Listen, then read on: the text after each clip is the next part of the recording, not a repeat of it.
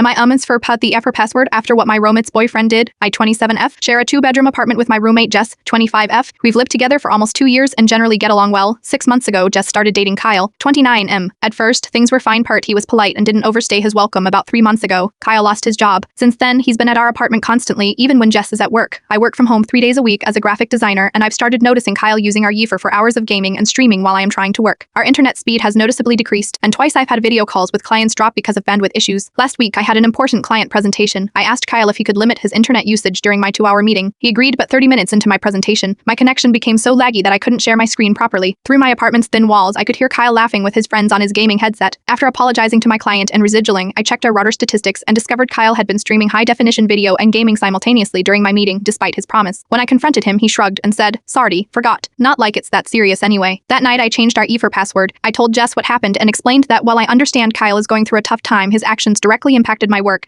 I offered to share the new password with her, but asked that she not give it to Kyle until we established some ground rules about apartment and internet usage. Jess exploded, calling me petty and controlling. She said Kyle is practically living with us now, news to me, and has just as much right to the WiFi as I do. She accused me of trying to police her relationship and said changing the password without consulting her first was a major breach of trust. Kyle has now started telling mutual friends I am trying to digitally isolate him during his unemployment, and several friends had suggested I am being unnecessarily harsh to someone going through a difficult time. Even my brother thinks I should have discussed it with Jess before changing the password. Am I wrong for changing our WiFi password after Kyle repeatedly interfered with my work, or should I have found another solution that didn't involve restricting his access?